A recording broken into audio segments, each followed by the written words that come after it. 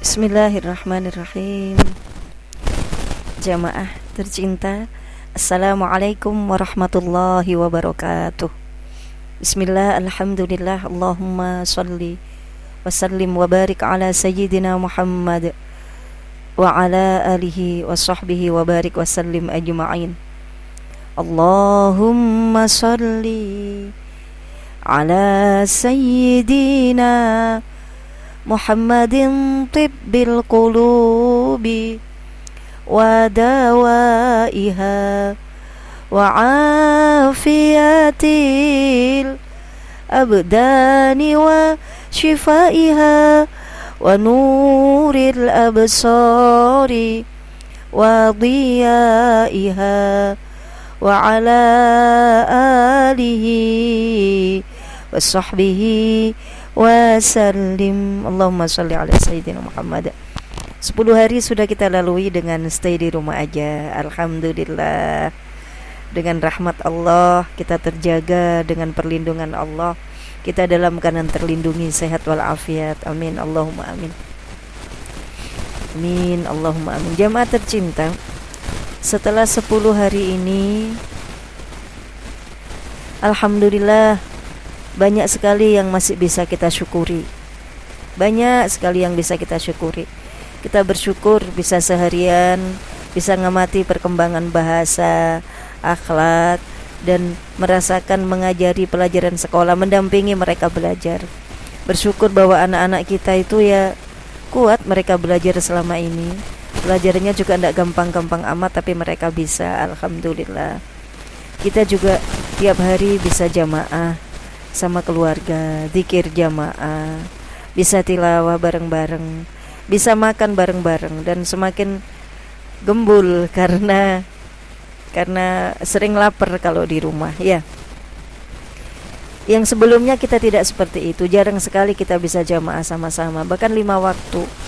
Kemudian kita bisa Senin Kamis bisa puasa di rumah bersama-sama. Besok hari Kamis jamaah sekalian, hari ini hari terakhir yang hari ini puasa menutup bulan Rajab. Selamat, alhamdulillah. Ini mau persiapan buka puasa, alhamdulillah. Alhamdulillah kita mengakhiri Rajab dengan puasa, selamat ya.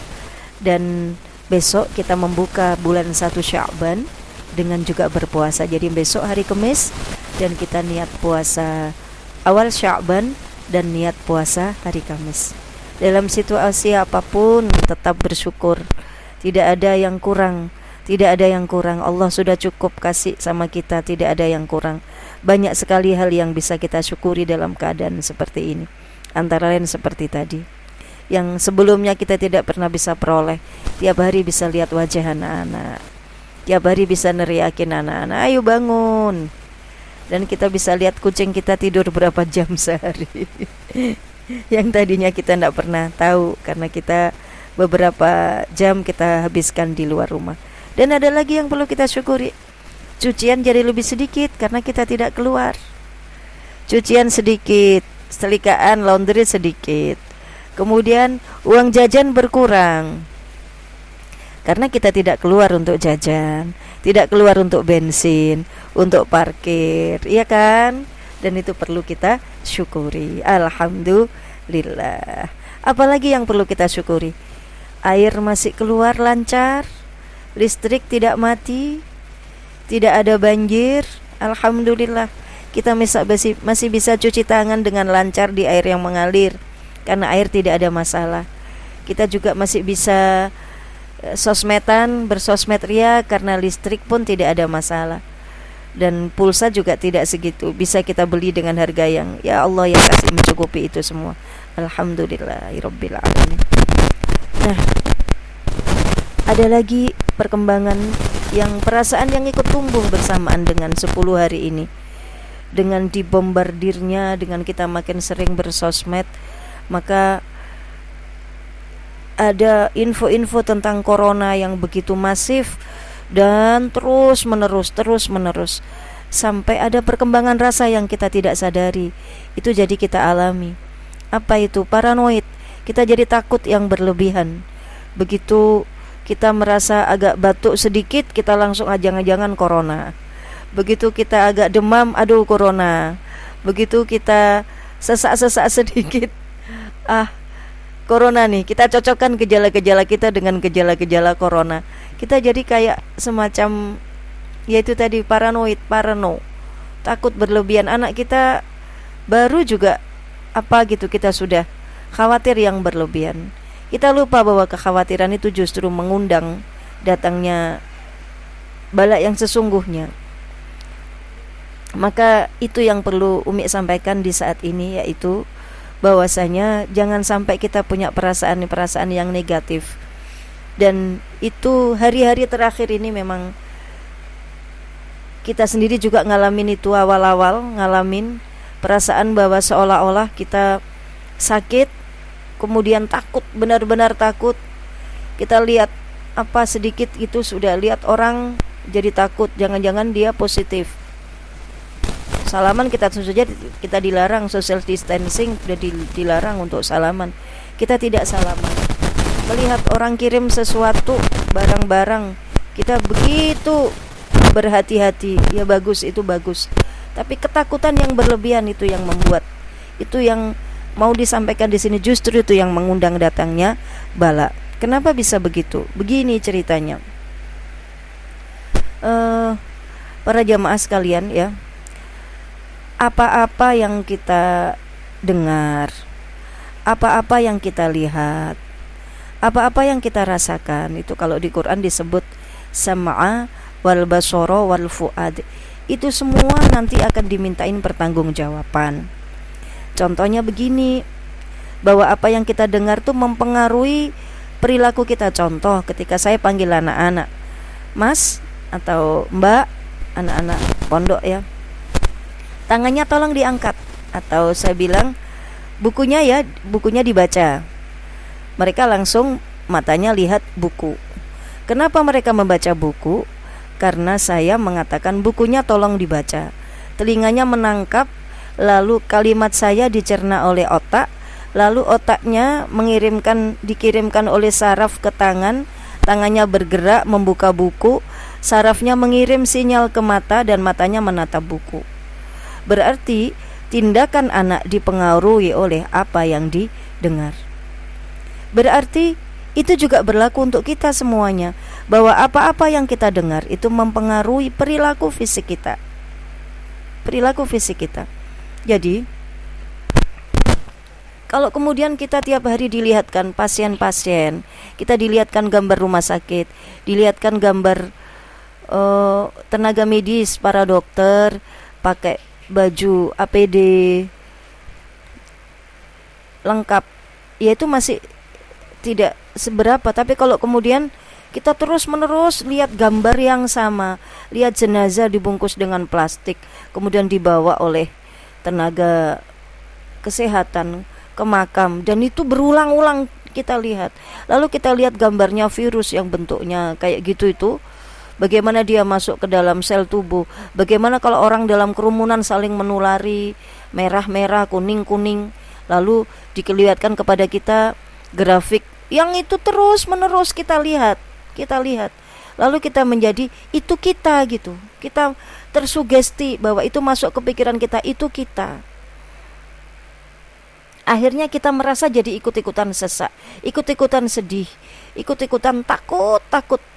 Tidur tidak bisa nyenyak karena takut jangan-jangan habis ini saya sesak kemudian meninggal. Dan semua itu seolah-olah semua kita kaitkan, semua corona gitu. Dan berulang-ulang ini akan masuk ke dalam otak kita, gambar-gambar, apalagi kalau sudah wujudnya gambar dan bergerak, itu akan melekat 300% lebih banyak daripada sekedar kalimat. Anak melihat kita dengan kita cuma bicara di telepon dengan anak-anak, tolong buka bukunya, itu efeknya berbeda. Karena kalau dia lihat kita, dia lihat gambar, lihat gerak. Kita kalau lihat gambar, lihat gerak di HP atau di layar-layar begitu yang bentuknya video-video, itu akan cepat mempengaruhi dan akan membentuk, masuk ke dalam otak, masuk ke saraf. Saraf akan mempengaruhi perasaan kita. Perasaan kita bisa emosi, bisa ikut terlibat, bisa sedih, bisa menangis, bisa takut, bisa emosi, bisa khawatir. Itu karena apa tadi yang masuk ke dalam otak kita, ke dalam akal kita. Kemudian ini akan berpengaruh kepada fisik kita. Yaitu tadi, tiba-tiba begitu kita tidak segitu panas, sebetulnya panas biasa saja sih. Demam karena capek aja kita sudah merasa itu adalah corona. Ya karena informasi yang tadi. Lalu hal-hal di atas itu, info-info itu akan membentuk saluran koneksi, membentuk koneksi antara otak sama saraf, terkoneksi, dan itu karena berulang-ulang jadi seperti menjadi semakin menebal. Koneksi yang tebal. Koneksi yang tebal ini akan membentuk perasaan-perasaan positif corona, mati, aku nanti dibungkus seperti itu, dibawa seperti itu. Perasaan-perasaan itu bergaung. Dan itu seperti saya tadi ngomong ke anak saya. Memang yang ngomong bukan sesuatu yang tampak, tetapi sesuatu yang ada di gambar. Gambar-gambar itu, kalimat-kalimat itu akan masuk ke dalam saraf kita, membentuk koneksi dan bergaung terus. Bergaung dan juga mempengaruhi cahaya di sekeliling tubuh kita. Karena tubuh kita ini juga dikelilingi oleh cahaya. Kalau kita berdoa, ya, kita faham bahwa ada malaikat hafadhah. Ada sekitar 4-7 malaikat yang dikirim Allah untuk selalu menempel pada diri kita, yang dia mengaminkan doa-doa kita. Sama halnya setan juga mempengaruhi kita, bisa masuk ke diri kita.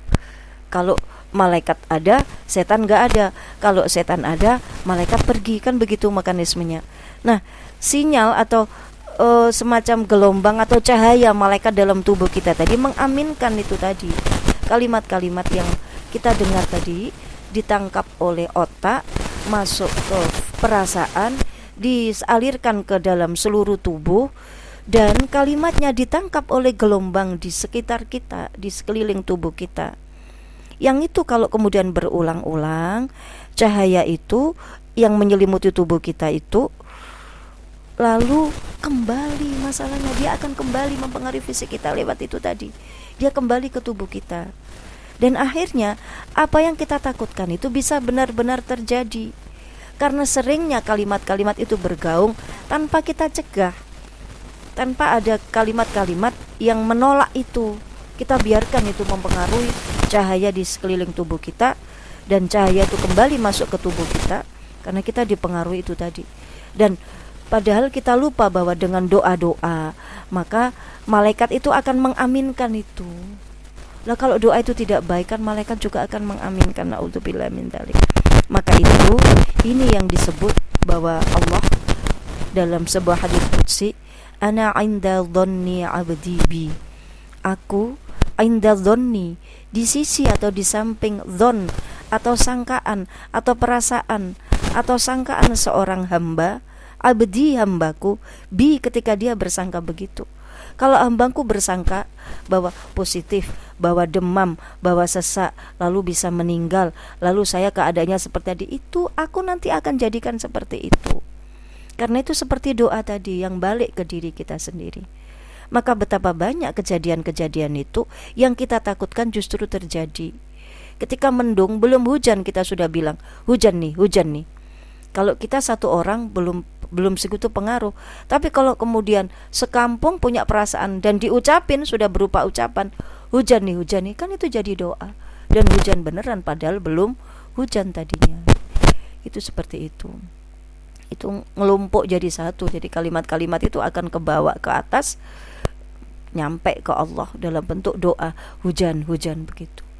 Jadi ini yang perlu ditekankan bahwa Allah itu menurut sangkaan kita, dan sangkaan itu terbentuknya seperti tadi, dari apa yang kita dengar, apa yang kita lihat, apa yang kita rasakan, kita pikirkan lalu kita rasakan, yang itu nanti bisa mempengaruhi zon atau sangkaan kita kepada Allah.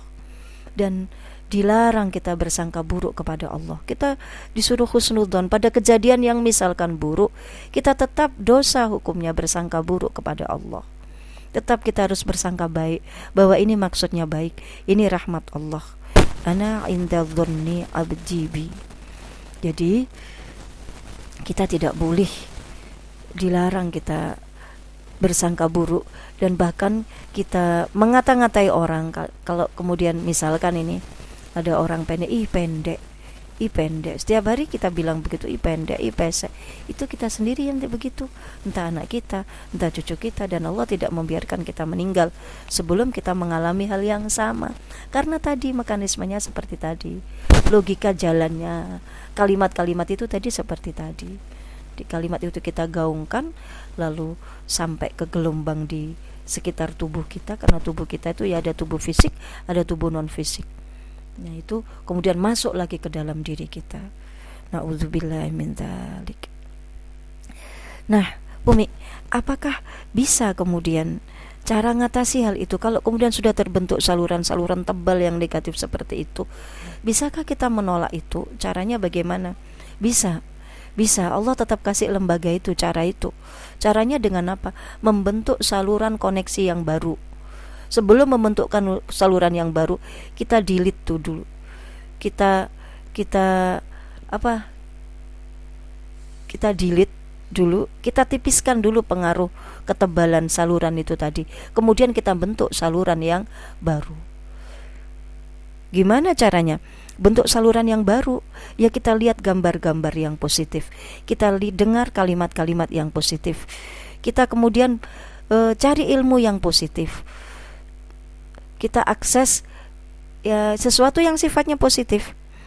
Sehat, sembuh, berapa pasien yang sembuh karena corona. Kalau ada yang meninggal, search berapa yang sembuh, siapa yang sembuh, contoh yang sembuh, cari gambar pasien yang sembuh, cari gambar bahwa virus corona mudah sekali dilemahkan.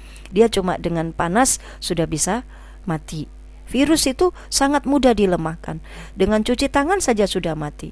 Kalau sudah begitu tidak ada yang perlu dikhawatirkan kalau kita di rumah saja. Jadi perasaan itu kita lebih kuat daripada virusnya. Bukan kita lebih lemah, kita lebih kuat dari virus itu. Karena virus itu mudah dilemahkan. Yang info-info, ilmu-ilmu seperti itu yang kita masukkan ke dalam pikiran kita. Kemudian apalagi? Kita sehat karena kita jaga makanan. Kita jaga yang kita makan. Kita makan pakai tangan kanan. Dengan tangan kanan kemudian kita berdoa Bismillahirrahmanirrahim, dengan nama Allah Maha Pengasih, Maha Penyayang. Dengan bismillah maka setan yang ada di dalam makanan itu menjadi lemah. Dengan bismillah maka kuman-kuman juga menjadi lemah. Lalu kita tambahin Allahumma barik lana, ya Allah berkahi untuk kami. Jadi makanan itu mungkin ada hal-hal penyakitnya, tapi kita minta keberkahannya. Bukankah itu sudah cukup bagi kita untuk percaya, untuk kemudian tawakal kepada Allah bahwa makanan kita akan membuat kita jadi sehat dan kita jadi lebih berkah hidupnya. Lalu kemudian ya info yang negatif, info yang positif seperti itu. Kita sehat, kita sodakoh, banyakin sodakoh, bentuk saluran baru bahwa sodakoh bisa tolak bala, bahwa istighfar bisa tolak bala, bahwa sholawat yang kita gaungkan terus sehari-hari bisa menolak bala. Itu yang kita tekankan. Jadi bukan yang mati pasien, banyak pasien, zona merah, yang informasi yang seperti itu kita cukup tahu, tapi jangan biarkan itu menjadi saluran yang tebal yang membentuk sikap kita, karena ini justru mengundang datangnya bala. Pernah kan itu ada seorang wali di Damaskus di Syria dulu, ketika ada wabah, ada virus datang, wabah datang, kemudian ketemu dengan wali. Kamu mau kemana? Ke Syria. Berapa lama? 2 tahun. Berapa korbannya? 1000. Setelah 2 tahun dia balik lagi ketemu dengan wali yang sama. Wali itu bisa bicara dengan virus ya atas izin Allah, bisa. Kemudian kan ada wali-wali yang memang sama Allah dikasih tugas untuk menjaga bumi. Kemudian sudah selesai tugasmu, sudah berapa korbannya? 50.000. Kok bisa 50.000? Katanya 1000. Yang 1000 karena wabah, tapi sisanya karena kepanikan mereka. Di panik itu bisa membuat itu, karena mekanismenya seperti tadi, ketakutan yang berlebihan yang berwujud dalam paranoid atau kepanikan itu akan membuat fisik kita juga melemah. Maka benar ya, sungguh jadi sekarang bentuk saluran baru yang positif-positif di pikiran kita, di otak kita. Terus kemudian sedekah, sholawat. kita sudah sodako banyakin lebih dari biasa, karena yang kita tolak bala yang lebih besar. Sodako apa saja, di rumah saya tidak bisa kerja, bisa sodako. Sodako tidak harus uang. Kalau kita punya uang, nggak punya uang, tenaga. Nggak punya tenaga juga kita punya banyak. Sodakonya mata dengan melihat yang baik-baik itu sodakonya mata, dan syukurnya mata. Kalimat tasbihat harian itu juga berupa sodako. Banyak sekali sodako yang bisa kita lakukan. Menolong siapapun yang bisa kita tolong. Kemudian sholawat. Dan kita juga berita bahwa presiden sama pemerintah begitu sangat sigap banget dan bertanggung jawab. Kita lihat berkali-kali presiden berkali-kali mengadakan siaran gitu ya. Beliau broadcast bahwa kita sudah melakukan ini, program ekonomi yang baru seperti ini. Betapa presiden kita sudah bertanggung jawab, dan itu kita syukuri. Kita jadikan informasi yang masuk ke akal kita. Betapa kemarin rumah sakit 4 hari jadi rumah sakit khusus untuk pasien-pasien corona, dan 4 hari selesai. Terus lalu kita kemudian yang gubernur mengadakan rapid test begitu cepatnya, persiapan begitu dalam waktu singkat bisa disiapkan, itu kita syukuri. Dan itu yang seperti itu yang kemudian yang mengisi pikiran kita agar kita jadi orang yang gampang sekali untuk bersyukur, Ya, terakhir apa yang bisa mengusir bala? Istighfar bisa mengusir bala. Jadi ada 4 serangkai yang bisa mengusir bala para jamaah. Yang pertama adalah zikir pagi, zikir sore. Di situ ada doa-doa yang penolak bala. Kemudian sholawat, kemudian sodakoh. Sholawat apa itu? Sholawat tibil kulub, sholawat li khomsatun, segala macam sholawat. Banyak sholawat menjiat, nariyah. Kemudian sholawat yang Ibrahim, sholawat ummi, Allahumma sholli ala nabil ummi. Kemudian apalagi yang sodakoh, banyakin sodakoh. Dan terakhir adalah istighfar, karena bala itu juga cara Allah untuk membersihkan dosa-dosa kita. Jadi secara individual kita istighfar, mengakui dosa kepada Allah, minta maaf kepada Allah dengan memperbanyak minta ampun. Ini kesempatan kita di rumah, kesempatan bahwa ini ya kita tidak bisa jamaah keluar, tidak bisa rame-rame ibadah taklim di luar, kita tidak bisa majelis-majelis, sementara kita hindarkan dulu. Tapi ini kesempatan buat kita berdua-duaan sama Allah, munajat kita khusyukkan bahwa Allah Tuhannya siapa saja, baik yang sedang bersepi-sepi atau sedang beramai-ramai, Tuhannya Allah. Dan sekarang Allah lagi menunjukkan kemahakuasaannya, menunjukkan kerajaannya, maharajanya Allah. Semua sistem jadi mandek, tapi ini dengan ini bahwa kita kembali lagi kepada Allah. Nah, para jamaah, kurangi mendengar, melihat hal-hal yang negatif. Bentuk saluran baru, saluran yang positif. Syukur, bikin frekuensi gelombang yang kita kirim ke Allah juga yang positif. Saya sehat ya Allah, bala tertolak ya Allah, mampukan sodako terus ya Allah.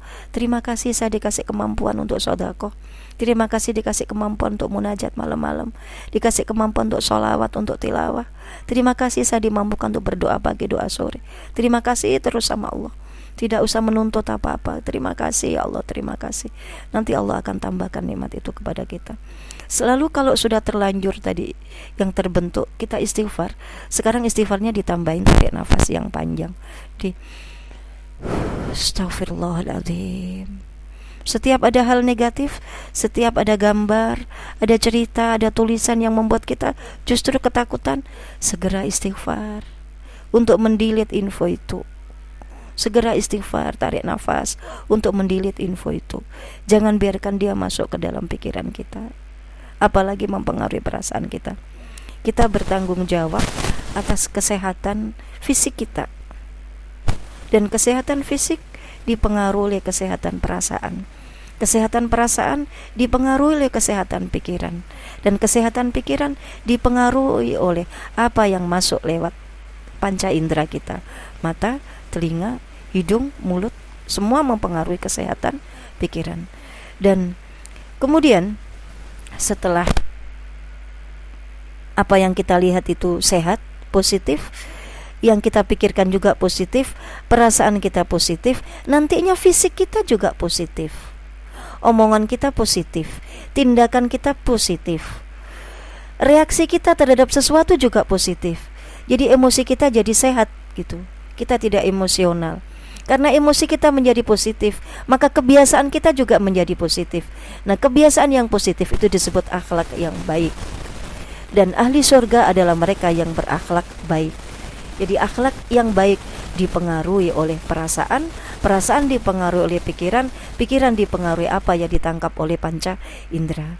Maka penting sekali bahwa kita benar-benar menahan nafsu kita, nafsu melihat kita, nafsu mendengar kita dari hal-hal yang tidak enak untuk dilihat, hal yang tidak enak untuk didengar. Biar fisik kita juga sehat, akhlak kita juga sehat, dan kita diizinkan oleh Allah menjadi ahli surganya. Karena ada 4 antara lain ciri-ciri ahli surga yang tampak di dunia. Antara lain nomor 1, wajhun malihun atau wajhun mubsati totun, wajah yang ramah, wajah yang penuh senyum. Itu ciri-ciri wajah ahli surga. Di samping juga yang lain, hatinya takwa, loman, kata-katanya baik. Itu ciri-ciri ahli surga yang tampak ketika di dunia. Nah, wajah yang ramah tidak bisa kita dapat kalau perasaan kita negatif. Perasaan negatif dari pikiran yang negatif. Begitu kira-kira para jamaah yang tercinta. Dan di surat Al-Isra ayat 36, jangan lupa bahwa a'udzubillahi minasyaitonir rajim. Surat Al-Isra ayat 36. Innas sam'a wal basara wal fuada kullu ulaika kana mas'ula. Innas sam'a, sesungguhnya pendengaran, wal basara, dan penglihatan, bukan telinga ya, bukan mata, tapi pendengaran.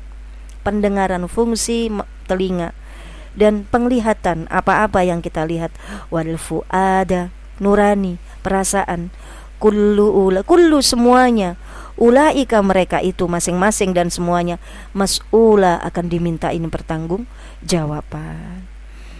Demikian, semoga ini membawa manfaat bagi kita. Kita batasi, kita sehatkan lagi pikiran-pikiran kita, sehatkan lagi kalimat-kalimat kita. Astaghfirullahaladzim.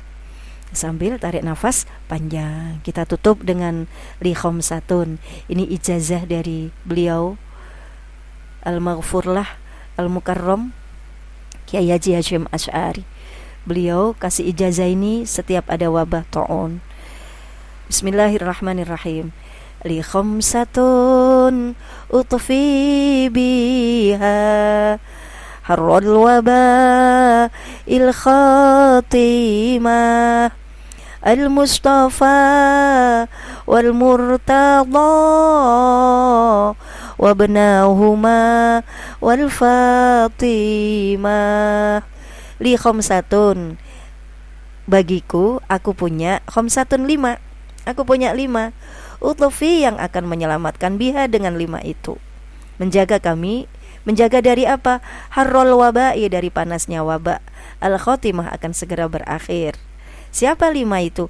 Al-Mustafa, Rasulullah Al-Mustafa. Wal Murtada, Sayyidina Ali Al-Murtada. Wabnahuma, dan kedua putra-putranya, Sayyid Hasan, Sayyid Husain. Wal Fatimah, dan ibundanya yaitu Sayyidatina Fatimah. Kelima orang ini dengan segala kesolehannya cukup bagi kita. Insya Allah dengan kecintaan Allah kepada kelima orang ini, kekasih ini, Allah akan menyelamat kita dari panasnya wabah ini. Terima kasih. Subhanakallahumma wa bihamdik, asyhadu an la ilaha illa ant, astaghfiruka wa atubu ilaik. Semoga kita bisa segera ketemu lagi ya para jamaah yang tercinta. Assalamualaikum warahmatullahi wabarakatuh.